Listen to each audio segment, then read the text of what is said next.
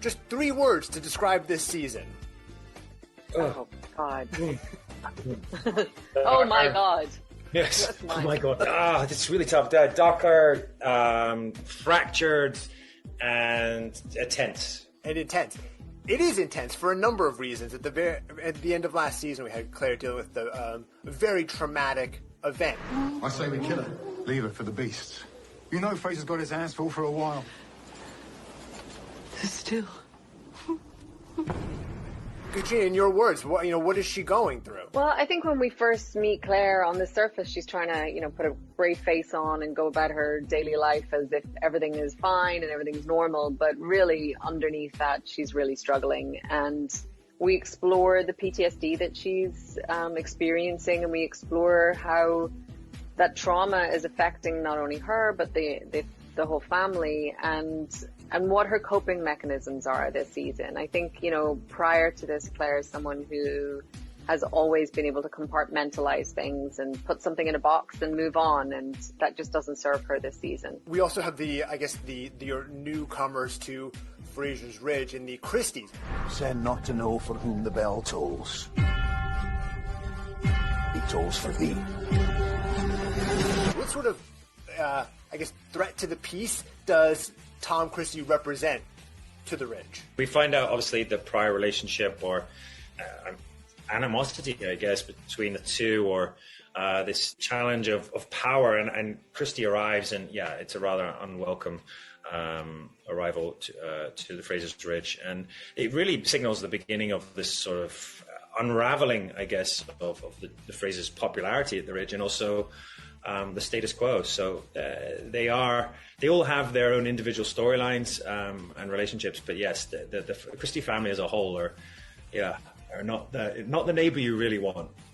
No, because Jamie puts it really well at the end of the second episode, which is, he wields a very powerful weapon that could really turn people against them, especially with, Claire knowing what she knows about healing people and medicine and whatnot. It's like, you could be very easily be, told you were a witch, and everybody would say, he seems to be a man of God. He must know what he's talking about. Yeah, he's got a lot of power, and people follow him. And I think, I'll let you jump in there, Caitríona, but I think, he absolutely does. And he's, Jamie is quite forward-thinking, quite a modern man, but I think there are people that obviously would have their feet stuck in the past and would follow Tom. Yeah, I guess it's that religious fundamentalism, that he wields. And it's very unaccepting of women or any kind of modern forward thinking. And as Sam said, it's a very dangerous thing that he kind of holds over people.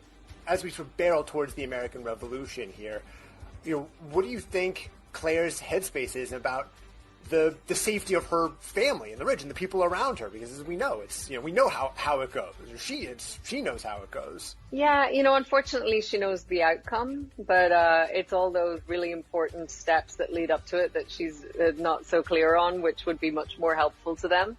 Yeah. I think it's a really tough position that they're in. I think Jamie carries sort of the larger brunt of that burden. The tide has turned. King's counting on you, Mr. Fraser. I can't be two things at once, Claire. A rebel, a royalist, agent for the crown and an enemy of the king. You can't live your life afraid of being who you are. With having to decide where his loyalties or his allegiances are at any given time, because they know that at a certain point they're going to have to go against the crown. But at this present point, the crown is who kind of rules the law, and you have to appease them, and you have to be seen to be loyal to the crown at this point. And so it's a really delicate balancing act that they're trying to do at the moment. Talk to me about the balancing act of shooting while under COVID precautions, your pregnancy, and still wanting to keep the show sexy.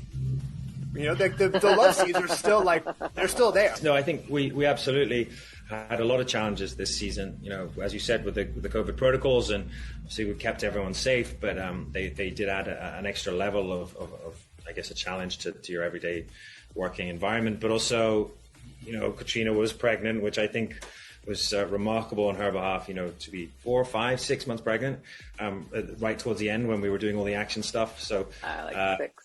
Yeah, 6, 7. super challenging. And it was the height of winter in Scotland. It was, we don't normally shoot through those months. So it was tough, but I think, we have such a great crew now and cast that everyone just mucks in and gets on with it.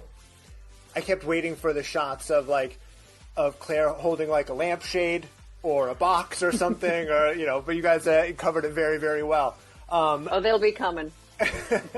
How are you feeling? I have an 8-month-old, so I know kind of roughly what's going on in life.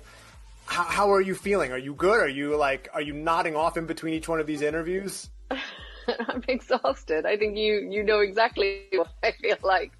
But it's great. I have this beacon of hope that I'm gonna have a full night's sleep at some point this year. And when that comes, I'm gonna be like a new person. And also, I mean, your other baby this year, Belfast, is people are in love with it.